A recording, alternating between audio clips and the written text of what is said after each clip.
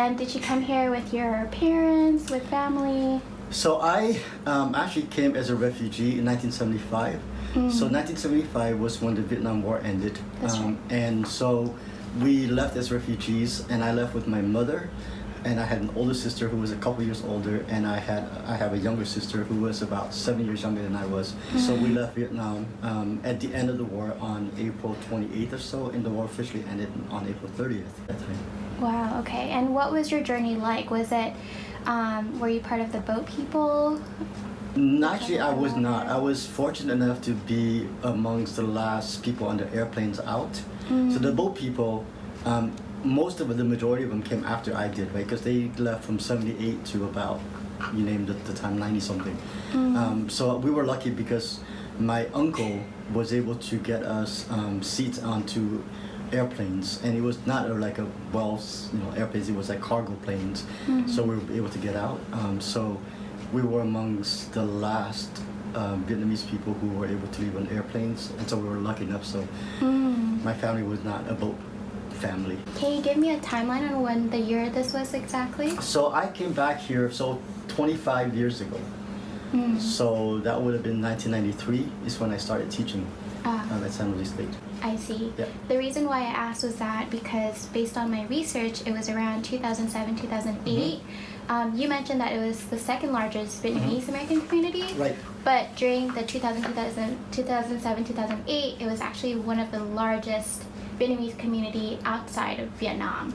But San Jose has about 100,000 Vietnamese Americans contemporarily, right, at this moment or so. And it's a little bit more spread out. And slowly, people begin what we call secondary migration, which is the idea that if I live in Michigan, it's colder than heck. And it's like, wow, I'm just miserable there. And I have friends here that, hey, you know what? You can literally come back in, there are jobs out here. It's good, the weather's nice.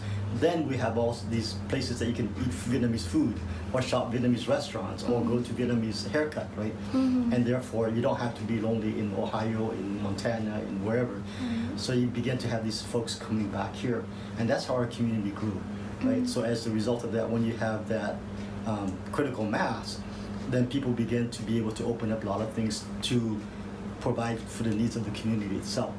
So that's where you have specialty food. That's where you have like Lee sandwiches. That's where we have all the bánh cuốn, the pho, all those places that comes out. Right.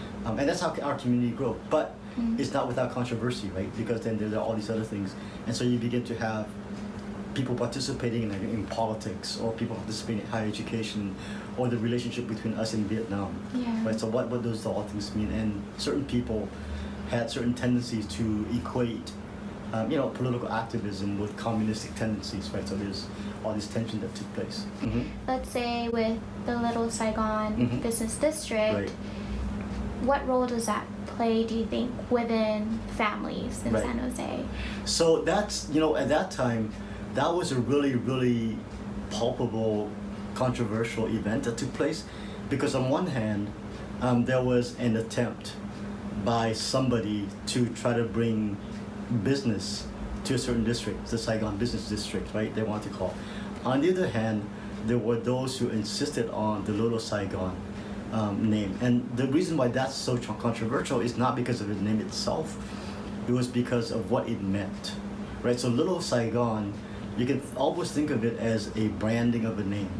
So Little Saigon invoked everything, at least for the older generation, that was amazing, that was good, that was peaceful, that was right, that was correct, that was their previous life. And that it symbolizes the fact that it reminds them of the fact that there's a potential for them to be able to go back to Vietnam.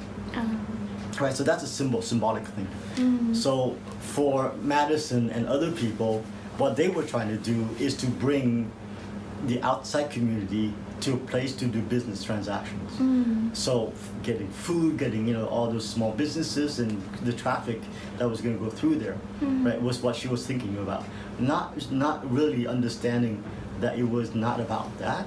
It was much more about emotional, because once you no longer say this is Little Saigon, then you basically have erased all of the pain and all of the experience and all of the history of our own community. And therefore, for that older generation, it was, you can't do that.